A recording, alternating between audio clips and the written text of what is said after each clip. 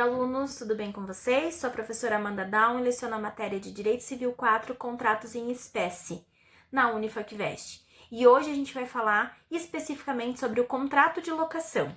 O contrato de locação ele está previsto no nosso Código Civil e difere do contrato de locação de imóveis. A gente vai falar aqui do contrato de locação geral de bens, pois os contratos de imóveis é uma matéria específica que está tratada na Lei 8.245 de 1991, a Lei do Inquilinato. Então, aqui no Código Civil, a gente trata da locação geral de bens. O nosso doutrinador, aquele que a gente utiliza para as nossas aulas, ele diz que, Carlos Roberto Gonçalves diz que locação de coisas é o contrato pelo qual uma das partes se obriga a conceder à outra o uso e gozo de uma coisa não fungível temporariamente e mediante remuneração. Então, o que a gente entende com base disso? Que o contrato de locação, ele é um contrato em que uma parte empresta um bem a outra pessoa mediante pagamento. Uma característica importante do contrato é que o bem deve retornar ao seu dono após o final do contrato. Então, a gente já tem aqui 3 informações, que o contrato de locação ele é um contrato bilateral, sinalagmático, onde ambas as partes têm obrigações, o contratante de entregar o bem e o contratado de pagar por ele, tá? E é um contrato oneroso porque envolve dinheiro. Então, a gente tem que lembrar que sempre existe, no contrato de locação, existe sempre contraprestação e prestação, porque ambas as partes têm responsabilidades. Então, ele é comutativo, são obrigações recíprocas e certas. E ele pode não ser solene, tá? Porque a forma dele é livre, pode ser tanto de forma verbal como forma escrita. As partes podem convencionar como querem contratar. E os principais elementos do contrato de locação são objeto, preço e consentimento.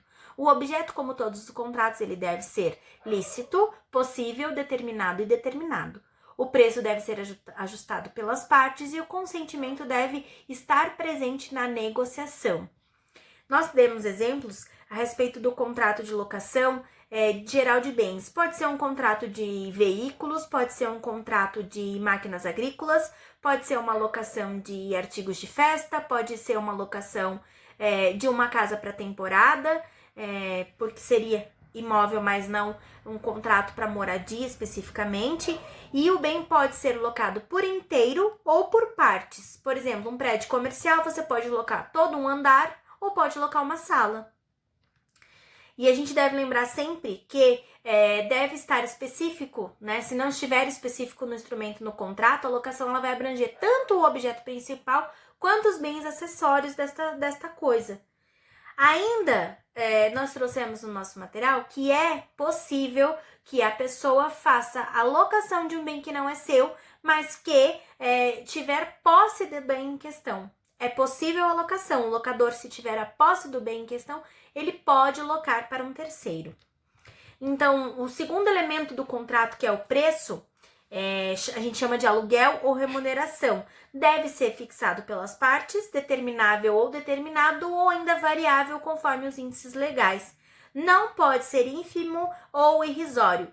Em geral, o pagamento é feito de forma sucessiva, mas pode ser pago em uma única parcela por todo o período da contratação e em dinheiro.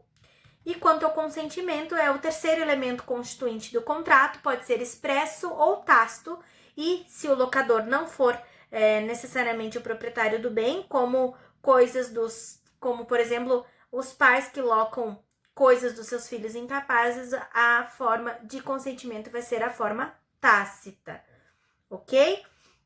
Aí nós trouxemos a questão das obrigações do locador e as obrigações do locatário.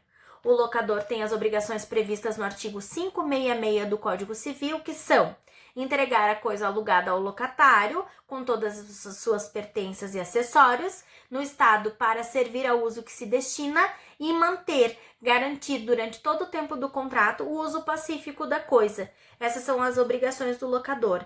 E as obrigações do locatário estão previstas no 569 do Código Civil, que é, entre outras, servir a coisa alugada conforme foi contratado, com o uso contratado, pagar pontualmente o aluguel pelo preço ajustado, levar ao conhecimento do locador situações de turbações, e esbulho, no caso, e restituir a coisa quando o contrato terminar no estado em que recebeu.